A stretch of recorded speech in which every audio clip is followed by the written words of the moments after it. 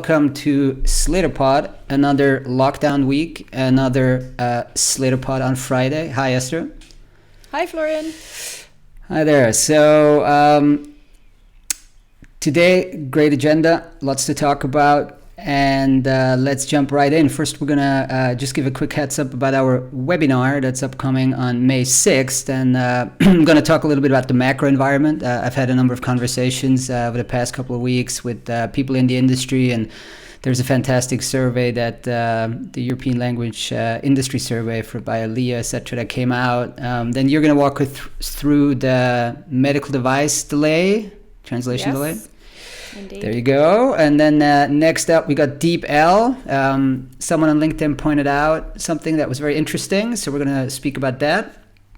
And then with all those live Zoom and Hangouts and whatever meetings, we're going to talk a bit about what they call live translations, simultaneous translations, and then finally some green shoots. Lockdowns are being eased, and at long last, and we're running. There was a piece today, a press release that we're going to cover by a media localizer. So as I mentioned, we're in preparation for our webinar that's going to happen on May 7th. That's for anybody who buys the market report that we're going to be publishing next week, and then to also all of our strategy package subscribers. So we're not going to do the 2,000 unique participants that SmartCat had yesterday in their lock from home marathon online conference. I got to say kudos to SmartCat, getting nearly 2,000 people. That's a lot. That's a lot of people. You need to get the probably enterprise grade Zoom or whatever version they used, because we signed up now to go to webinar, and I don't think you could have 2,000 people concurrently on that. So again, congrats to SmartCat for that. There's a lot of virtual meetups and things like that happening. So we'll be joining some of them. And again, we're hosting our very own. I think we can announce the speakers next week. We're going to be having probably three speakers in addition to yourself and me about the market report. All right, let's jump right in. Macro environment. So I've been speaking to a lot of people virtually, of course, over the past few weeks about what's going on in the industry. And so generally, I think what's really emerging is a mixed picture. I've spoken to some that said, hey, look, I haven't barely noticed any decline in demand. And then some that really said, look, Q1 was great, but Q2 is really looking fairly difficult. What I'm hearing mostly is that like very large projects, one-off projects have been postponed, or maybe some even canceled. So basically, really the weakness is beginning to appear. But that said, though, the picture is mixed. It's not a universal negative message I'm getting, right? But everybody who gives me a positive take on the industry at this point in time kind of cautions it by saying, kind of holding up right now. Let's see how it goes in the coming weeks and months. So we did speak about which verticals are mostly affected or likely mostly affected over the past few podcasts. So we're not going to jump into that at this point in time. But just to give a quick glimpse of a survey we're going to be covering next week by the European Language. Well, it's called European Language Industry Survey, and it's by ELIA, FIT, EU TAC, and GALA. Fantastic survey, lots of participants, and so I'm not going to go through the entire thing, but a couple of things I want to highlight before the piece we're going to be running next week is they're saying that most of the people that they surveyed, and that was post-corona impact, like they had a pre-corona kind of survey, and then they, when corona started to hit, they resurveyed probably. So they said most aren't considering layoffs yet on the company side, right? Mm-hmm. So they're trying to hold on for the time being. And interestingly, many say they're planning to increase sales and marketing efforts to boost revenue post-COVID-19. Now, in terms of sales, it's tough because you can't do in-person sales, right? No conferences, no meetings with your clients. But I think right now it's exceptionally important to reach out to your key clients, right? I mean, you got to make sure that your salespeople are in constant contact with them. You know what's happening on their side. Even if you have project managers or account managers that are very close to the client, which you from your personal experience know. I mean, often the salesperson might take a backseat, and actually the relationship really grows with the account manager, right? You want to make sure that these people are in constant contact with your clients, because there's a lot of stuff happening on the client side as well. So that's definitely something that you want to be doing right now, no matter what the size is. And then further on the survey, they said that reducing fixed costs will be high on the agenda of medium-sized companies and bigger companies. That's what we also spoke about. I mean, if you have certain fixed costs, maybe X staff, certain things that are not absolutely essential, you might want to cut that, or you look at cutting that. Interestingly, and that's just one point I plucked out, was that renegotiating rates and reducing staff, at least that's what the company said, is low on their priority list. So renegotiating rates low on the priority list, because we saw that a couple of companies were called out in the past few weeks, for these blanket reduction in rates. Yeah. And that actually works well with another question the survey asked to translators and interpreters. So before we spoke about the companies, but also on the translator and interpreter side, they said that only 16% were asked to lower rates so far.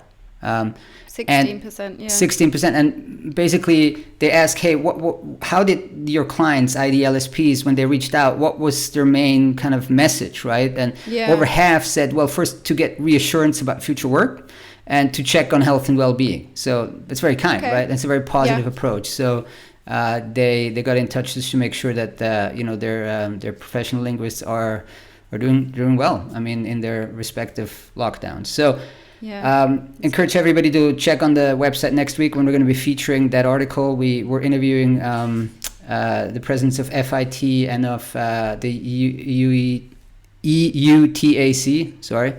As well as part of the coverage of this particular survey. So very interesting. There's also disruption on the medical device side that even filters through the translation. So why don't you take us through this particular piece of news we ran this week? This is another EU piece, really, so relevant for the European Union, but the timeline that had been planned for the application of the medical devices regulation, which is also known as the EU MDR. This regulation was supposed to be implemented and apply from late May 2020, but it's now being pushed back by 1 year to allow the EU and obviously the bodies that are working on medical devices to really focus on the efforts to fight the coronavirus. So what they're saying is that the crisis is increasing demand for certain types of vital medical devices. So I mean, most obviously we would potentially think of ventilators in this situation, and because of that they obviously don't want to have any kind of interruption or delay or shortages that might be triggered by implementing the regulation. So just in terms of translation specifically, I mean, regulation, as we know, tends to favour or has tended to favour the language industry over the past few years. But MDR now then brings more medical devices under its remit. So it will also require more thorough labelling on products, so more documentation essentially, and stricter standards for medical device translations. And for example, under MDR, medical device content that's going to be marketed in the European Union will need to be translated in up to 24 languages of the EU, depending. Yeah, exactly. So I mean, the regulation itself was launched in 2017, so companies have had quite a long time to prepare to put all of this into practice. So it is likely that a lot of the companies have already sort of initiated these sort of bigger translation volumes if they need to do so. They're probably well on their way to being compliant. But even sort of 6 months ago, when we did a primer on MDR and how companies were progressing, there were some who hadn't really started looking at their obligations or who were quite unsure of how it applied to them. There were others as well who were thinking about potentially pulling back from EU markets because some of the requirements were too burdensome. So, I mean, I think that the general message here is it's still going to happen. It's not gone away. It's just that obviously it's being delayed for a year. But, I mean, the MDR and this regulation was and is still likely to be a good thing for LSPs and for the language industry generally in the longer run. That's sort of my takeaway from this. Yeah, it's probably a net negative, I'd say. But there's. Well, once it overall, it's a net positive, though, right? The regulation yeah. itself, overall, it's a net positive. The delay. Yeah, yes. I mean, the delay is not good, not necessarily good news for people who were potentially expecting an immediate boost from this. Yeah, exactly. Yeah, but maybe a lot of the work's been done already. Okay. I mean, there was a great website by Argos from Poland, CEO Kimon. They have an entire website that's dedicated to that. Interesting, for SEO purposes. I think I don't know exactly what the URL is again, but it's like you wouldn't know that this is by it's like MDR LSP. Europe, I think. Exactly, it's mdreurope.com. So very well done. So anybody who wants to know something about this, to go check out Argos's website there. DeepL. We came across an interesting detail that we followed up on LinkedIn. It was a post by Christina Bruckner, translation tech consultant in Germany, and I came across that there was quite a discussion below that. So, talking again about DeepL, but just because this seems to be a kind of a Europe-centric podcast. Sorry, I know that they're not very big in the US, but definitely in Europe they're huge. Hence, I think they're relevant. And so, what was the news, or what was the detail that that Christine uncovered? Well, yeah. So, I mean, it was something that I think sparked, prompted us to want to investigate a bit further. So, I mean, it was Christine Bruckner was saying that DeepL had updated their terms and conditions to include a paragraph around customer training data. So that's new, and I mean, that relates to things like bilingual terms, reference documents, sample documents, and texts. But obviously, to date, DeepL hasn't really done much around management or customization at all. So, I mean, I think if they did potentially go and start offering customization, that they obviously potentially could be a game changer in that space. But we did reach out to DeepL and ask, does this mean anything? What's it all about? They responded that actually there's not much to tell at the moment. They said they'd updated the terms and conditions to allow them to test new things. So not really much. They're not giving much away, let's say, on that front. That's what they have what's to your do. take on it? Anyway. I know. No, Yeah. I mean, look, it says that they updated. I don't know why they would put it so much ahead of time. It says that it will take effect as of June 11th, so that's still like 6-7 weeks out. And so what does it say? It says customer training data refers to bilingual terms, example documents, similar texts, blah blah blah, submitted by customer to the API or to the DeepL Pro translator. I mean, long story short, it looks like they're going custom. I mean, to me, there's no other reason why they'd update it. Why they would update their terms and conditions to reflect such a specific clause, right?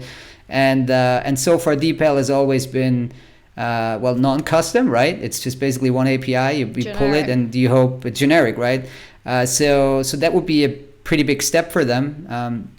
There's some customization available on Amazon on the terminology side still, and then there's Google's AutoML. So some of the big techs already have this, but generally in the MT space, the custom was always more the prerogative of the smaller ones, right? In that kind of managed service model where you have an account manager, they help you, you give them their data, so you give them your data and they're updating it for you, they're building something for you. So if DeepL gets into that space with their giant free user base. Most of the lawyers in Switzerland and Germany are probably using it. So many other people are using it. So that could be a big step. So again, we're speculating. Absolutely. Just to make sure just to make clear, we're speculating here, but it was a very interesting post, and let's see how this develops. We're definitely going to check on that once on June 11th, I guess, when they come into force. Maybe that's the launch date. Who knows? Staying with tech and machine translation, and also Zoom meetings and all these meetings that we're having very at topical, the moment. yeah. Very topical. As we sit here and talk on Skype. That's right. So there's basically two directions right now I'm seeing with all of these MT papers being published. One is like this massive multilingual, so basically cutting out that pivot language. There's a lot of research going into there, and this zero-shot translation. And then on the other hand, there's a lot of speech-to-speech, or what they call live translation, right? You talk, and then it would translate or interpret, depending on whatever term you prefer to use there. But typically it goes first into text, and then there's a text to voice output. But so Google just published a paper on two different ways to do this. So apparently there's this streaming. The dominant approach was streaming, where the translated text cannot be changed once it appears on the screen, right? Yeah. And so this is for captioning as well. This is not sort of speech to speech. So the output's still text, right? That's right. The output is still text. But then now, for retranslate. Well, but it doesn't change, and then you do the MT over the caption. But they're now looking, or Google was looking, they published a paper on comparing this approach to what they call retranslation. So it's basically while you're talking, the translation would change. It would adapt to what you're saying. So it could translate before it would be faster and closer to what you're saying, and probably more accurate, because it actually can take more information into consideration. So it seems like they're working on it. On this, they haven't rolled it out yet. I mean, we're using Google Meet in our in our organization, and we checked it out, and it's basically just live captioning, and it's pretty good. And maybe the next step would be live, translation, and they may use this to, upgrade Meets or Google Meets in this. I don't know what you call it now. The video conferencing wars. I mean, well, I mean, I guess Google is not meeting solutions. Apparently, is how Gartner refers to that whole space. Meeting solution wars. It's quite vague. Yeah. Yeah, because I mean, Zoom is really taking a lot of. It's getting so much traction, and I'm sure that Google doesn't like that, right? We got an email. Slater got an email. It's about 4 weeks ago, where they basically offered us like the enterprise grade solution for Google Meet for 4 months for free. So they just wanted to make sure that you stick with them and you don't go over to a competitor. So long story short, Google is it seems like Google is working on maybe adding a translation feature, and they're pushing out some research to that extent. So I found that interesting. We keep monitoring all these literally hundreds of machine translation research papers, and occasionally pluck one out that we find interesting. Hey, and then there's green shoots finally appearing. Green shoots in terms of the lockdown. So what happened just today? I mean, we ran a press release by someone. Can you tell us a bit more about that? Yes. So VSI, a media localizer based here in the UK, but obviously with offices and dubbing studios around the globe, they have said that they've reopened their Berlin dubbing studios. So they've now resumed in-house dubbing operations in Berlin as of last Monday, 20th of April. And they really gave an update in terms of what they're doing to obviously continue to protect people now that some of the studios are open. and also shared a map of, which areas, which studios in which locations are still impacted by the lockdowns and which ones are kind of opened or partially opened. So some others are already recording for VSI. They said in Israel, in the Czech Republic, Portugal, Netherlands, a few other places. They also expect that studios in Spain will open next week, which obviously we know Spain in Europe has been one of the worst affected by the coronavirus.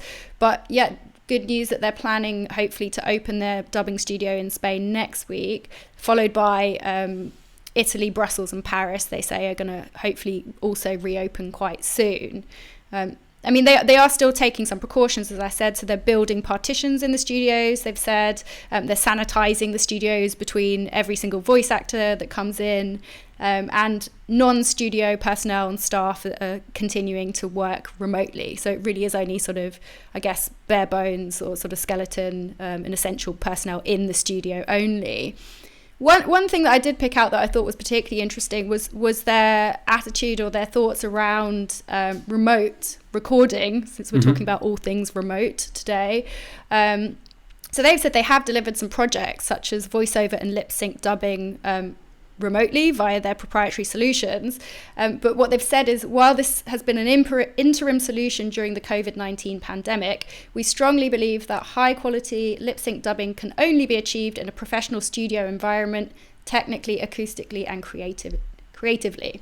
So it still sort of maybe underscores their commitment to that sort of high quality in-house dubbing environment. Maybe that's a little bit of a side swipe against Zoo, right? Because Zoo is going out with press releases saying, hey, we're picking up some clients and business is good for the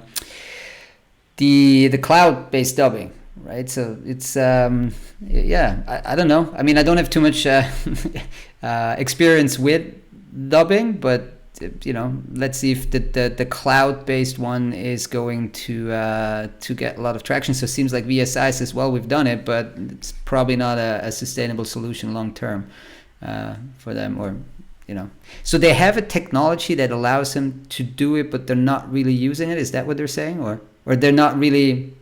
Yeah, we should probably check in with them. They said that they have done some remote projects, and that has been using their own software, but obviously, I mean, they're kind of keen to point to in studio recordings as delivering the best.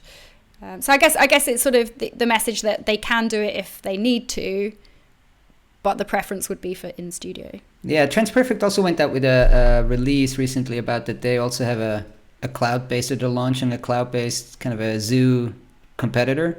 So maybe this space is getting a little more crowded as well, but I'm sure this is probably not the easiest of technologies to get right, cloud-based dubbing, because there's so many components to it.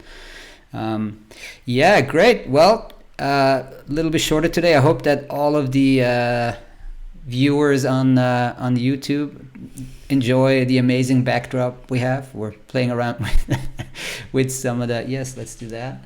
We're playing around with some of the features here. So we have a Slater logo that's covering the that's our backdrop to this podcast. So discovering all kinds of new functionalities, in this lockdown. I don't think I would have come across this before. So, all right, everyone, stay safe, and catch you next week. Thanks, Esther. Thanks, Florian. Bye. Cheers. Bye-bye.